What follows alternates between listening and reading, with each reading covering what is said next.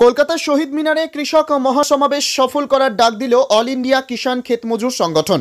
কৃষি ও কৃষক বাঁচাও কমিটি, কৃষক ঐক্য মঞ্চ, কৃষক কল্যাণ সমিতি। দাবি 15 টাকা কেজি দরে চাষিদের কাছ থেকে আলু কিনতে হবে রাজ্য সরকারকে। 2025 সালে আলুর অতিরিক্ত ফলন হওয়ায় আলুর দাম নিম্নমুখী। চাষিদের ব্যাপক পরিমাণে লসের সম্ভাবনা। অধিকাংশ চাষি ঋণ নিয়ে চাষ করেছেন। আলুর দাম নিম্নমুখী হলে চাষিরা ঋণের জর্জরিত হয়ে যাবে। বিভিন্ন দাবিতে বিভিন্ন এলাকার চাষিদের নিয়ে মেমারির রাধাকান্তপুর বাজারে আলোচনার মাধ্যমে বৃহত্তর আন্দোলনের ডাক দিল কৃষক ঐক্য মঞ্চ। মেমারি 1 ও 2 নম্বর ব্লকের কৃষক ঐক্য মঞ্চের সভাপতি উৎপল কুমার রায় বীমা কোম্পানি ও সরকারি আধিকারিকদের গাফিলতির কাজের কথা তুলে ধরেন।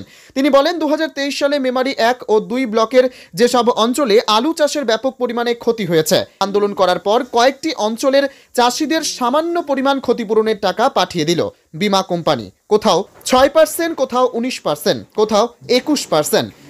আন্দোলন করার পর কয়েকটি অঞ্চলকে বীমা কোম্পানি বেছে নিল। কোনো অঞ্চলে 6% থেকে 56%, 19 থেকে 76%, 21 থেকে 86% হয়ে গেল। এত গাফিলতি বীমা কোম্পানির। পাশাপাশি এডিও অফিস সহ বিভিন্ন সরকারি দপ্তরে ঘুরেও তার কোনো সদুত্তর পাচ্ছেন না।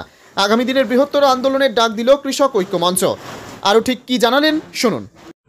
আজকে আমরা এই রাধাকান্তপুর বাজারে কৃষক ঐক্য মঞ্চের পক্ষ থেকে যে আমরা এখানে যে একটা জরুরি আলোচনার জন্য ডেকেছি, সেটা হচ্ছে আমাদের যে দেশে যে কয়েকদিন আগে যে সাধারণ বাজেট হলো, তাতে করে আমরা সুনির্দিষ্ট কিন্তু দিশা দেখতে পাইনি এবং সারের উপর থেকে ভর্তুকি কমিয়ে দেওয়া হয়েছে।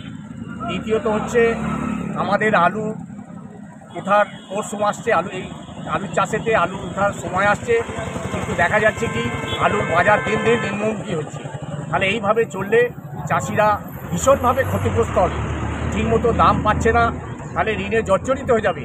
সেই জন্য আলোচনার মাধ্যমে আমরা বৃহত্তরভাবে আন্দোলনে যেতে চাইছি এবং সরকারকে আমরা জানাতে চাইছি যে আলু আমাদের কাছ থেকে 15 টাকা কেজি হিসাবে কিনে নেওয়া হোক, তাহলে চাষিরা এই দুর্দশার হাত থেকে বাঁচবে, চাষিরা ঋণ থেকে বাঁচবে।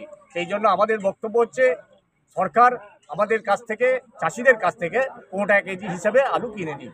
এটা হচ্ছে আন্দোলনটা মূলত ছিল আমাদের গত 23 সালে আমরা প্রাকৃতিক দুর্যোগে ভীষণভাবে ক্ষতিগ্রস্ত হয়েছিলাম। সেখানে দুবার করে চাষ করতে হয়েছিল, কিন্তু আমাদের সরকার বা বীমা কোম্পানির উদ্দেশ্য ছিল চাষিরা যাতে অকাল বর্ষণে প্রাকৃতিক দুর্যোগে ক্ষতির হাত থেকে বাঁচতে পারে, তার জন্য হচ্ছে বিমা আমরা পয়সা দিয়ে করেছিলাম। যারা করেছে তারা পাবে, যারা করেনি তাদের পাবে না। তাহলে আমরা কি দেখলাম, বীমা কোম্পানি সরকারি আধিকারিকরা বলছেন যে আমরা দেখুন 100% ক্ষতি, যে যা ক্ষতি হয়েছে আমরা সেই ক্ষতি তুলে ধরেছি, কিন্তু বীমা কোম্পানি আমাদের কথা অগ্রাহ্য করে সরকারকে হেয় প্রতিপন্ন করে তারা নিজেদের মতো করে যেখানে যে অঞ্চলে যেরমভাবে তারা সামান্য পরিমাণ টাকা করে চাষিদের অ্যাকাউন্টে তারা পাঠিয়ে দিল। সেখানে কি দেখা গেল, যেখানে আপনার হচ্ছে 20%, কোনো জায়গায় 19%, কোনো জায়গায় 38%, কোনো জায়গায় 6%। এই আন্দোলনে আমরা কি দেখলাম, এই আন্দোলন করে ওনারা কয়েকটা অঞ্চলকে বেছে নিল। তাদের কি হলো, 6 থেকে 56 হয়ে গেল, 21 থেকে 83 হয়ে গেল, 19 থেকে 76 হয়ে গেল। তাহলে কত গাফিলতি ছিল, এটাই আমাদের বক্তব্য, যে চাষিদের যে বঞ্চিত করছে বীমা কোম্পানি। সরকারি যারা আধিকারিক আছেন, ডিও অফিসে বারবার গেছি, আমরা এডিও অফিসে গেছি, অবরোধ করেছি, কিন্তু তার কোনো সদুত্তর কেউ দিচ্ছে না। চাষিরা যে এত বঞ্চিত, এত ঋণগ্রস্ত, তারা শোধ করবে কী করে, যে তাদের ন্যায্য ক্ষতি হয়েছে সরকার রিপোর্ট বলছে। তাহলে সরকারি এই আধিকারিকদের রেখে লাভ কি আছে? লাখ লাখ টাকা মাইনে দিয়ে, আমাদের পয়সায় তাদের মাইনে দিয়ে, তাহলে সরকারি রিপোর্ট যারা আধিকারিক, যারা চাষের গুরুত্ব, যারা হচ্ছে চাষ করাবে দেশে, হচ্ছে চাষি হচ্ছে মেরুদণ্ড, যারা খেটে সারাদিন 57 ডিগ্রি সেলসিয়াসে গরমে তারা মাঠে চাষ করছে, করোনার সময় তারা করোনা উপেক্ষা করে মাঠে চাষ করছে, আর যারা হচ্ছে সরকারি দপ্তরে আছে তারা বিনা কাজ না করে তারা মাসের পর মাইনে নিচ্ছে, তাদের দিকে সরকার যদি এইভাবে যদি চাষিদের না তাকায়, তাহলে চাষিরা বাঁচবে কী করে? তার জন্য আমরা আগামী কর্মসূচি নিচ্ছি, যে আলোচনার মাধ্যমে যে আগামী দিনে আমরা কিভাবে এগোবো, তার জন্য আজকে আলোচনা ডাকা হয়েছে। সমস্ত চাষি আসছে যে এই ইন্স্যুরেন্সে যে গত 23 সালে আমরা পাইনি, তার দরুন আমরা আইনগত ব্যবস্থা দেবো, এবং আমাদের যে আলুর দাম নেই, আলু এই উঠার মুখে, সেই জন্য আমরা বৃহত্তর আন্দোলনে যাব, যাতে সরকার আলু কেনার ব্যবস্থা করে। 15 টাকা কেজি হিসেবে নিলে আমরা বাঁচব।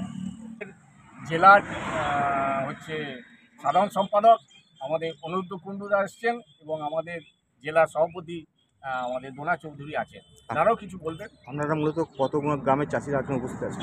আজকে আমরা আলোচনা ডেকেছি, তো সমস্ত মানুষকে ডাকিনি, আমরা বলেছিলাম যে প্রতি গ্রাম থেকে 2-4 জন করে আসুন। আমাদের লাগাও হচ্ছে মেমারি 2 নম্বর ব্লকের, এদিকে হচ্ছে সিদারপুর, এদিকে হচ্ছে বাসকা, এদিকে হচ্ছে হরকালি, আর আমাদের গন্তার 2 নম্বর অঞ্চলের হচ্ছে দাদাকান্তপুর, দেবপুর, কাশিয়ারা 16টা গ্রাম থেকেই আছেন। এবং পাশাপাশি যারা খবর পেয়েছেন তারাও এই আলু চাষ করে, তারা সবাই এসেছে। হ্যাঁ, গন্তার, শঙ্করপুর সব জায়গা থেকেই এসেছে। আপনার নাম বলছি। আমার নাম হচ্ছে উৎপল কুমার রায়, আমি এই মেমারি 1-2-এর হচ্ছে কৃষক ঐক্য মঞ্চের সভাপতি। Thank you. ভাবিরা, একসময় দেখা গেছে আপনাদের রাস্তায় অবরোধ বা কোনো সময় দেখা যাচ্ছে এসডি অফিসেও আমরা বিক্ষোভ দেখিয়েছেন, তার কোনো সদুত্তর মিলেছে না মেলে? না, সদুত্তর বাস্তবে মেলেনি আর কি। যে জায়গায় দাঁড়িয়েছে সেটা হচ্ছে যে বারবার আন্দোলন করা হয়েছে। আন্দোলনের ফলে পূর্ব বর্ধমান জেলা, শুধু মেমারি না, পূর্ব বর্ধমান জেলা কিছু অংশ বেড়েছে, কিন্তু যেখান থেকে আন্দোলনটা শুরু হয়েছিল সেইখানের চাষিরা কিন্তু বাস্তবে অনেকটাই বঞ্চিত হয়েছে আর কি। এবং আমাদের পরিষ্কার দাবি যেটা হচ্ছে বঞ্চিত চাষিদের কথা প্রশাসন শুনুক, সরকার শুনুক, এবং তাদের অবিলম্বে যে বিমার টাকা যেটা পায়নি, বারবার করে বিভিন্ন জায়গায় দ্বারস্থ হচ্ছে, সেই তাদের কথা শুনে সেই বিমার টাকা, যেটা ন্যায্য টাকা, পাওনা টাকা, সেই টাকাটা যাতে পায় সেটা হচ্ছে দেখুক। দ্বিতীয়ত হচ্ছে যে আজকের যে অবস্থা যে জায়গায় দাঁড়িয়ে আছে, আজকে আমরা দেখতে পাচ্ছি আলুর ফলন ব্যাপক হবে, কিন্তু আজকে চাষিরা আলুর দাম পাচ্ছে না। আমরা দেখেছি, অতীতেও দেখেছি যে আলু চাষিরা আত্মহত্যা করছে, আমাদের এই জেলাতেই আত্মহত্যা করেছে। কেন না, ঋণের দ্বারে জর্জরিত হয়ে, কারণ হচ্ছে তারা ফসলের দাম পায়নি। আবার এবছর আপনার সন্তান কি অঙ্ক এবং ইংরেজিতে দুর্বল, মনের মতো ফলাফল করতে পারছে না কিছুতেই? অঙ্ক, ইংরেজি বা অন্যান্য বিষয়গুলির জন্য ভালো কোনো কোচিং সেন্টারে ভর্তি করাবেন ভাবছেন? তাহলে আজই যোগাযোগ করুন বোস একাডেমিতে। এখানে 5ম থেকে 10ম পর্যন্ত সমস্ত বিষয়, একাদশ দ্বাদশ শ্রেণীর আর্টসের সমস্ত বিষয়, বিএ মেজর ও মাইনর বাংলা, ইতিহাস, ইংলিশ, রাষ্ট্রবিজ্ঞান 100% কমন গ্যারান্টি সহকারে পড়ানো হয়। প্রতিটি বিষয়ের জন্য রয়েছে আলাদা আলাদা অভিজ্ঞ শিক্ষক শিক্ষিকা। অঙ্ক ও ইংরেজিতে যারা দুর্বল তাদের জন্য সেরা শিক্ষা প্রতিষ্ঠান বোস একাডেমি। বিগত বছরগুলিতে আমাদের শিক্ষার্থীরা প্রতিটি পরীক্ষায় দুর্দান্ত ফলাফল করেছে। আমাদের ঠিকানা ছানাপট্টি, মেমারি, পূর্ব বর্ধমান। অ্যাডমিশনের জন্য কল করুন 8327876622 এই নাম্বারে।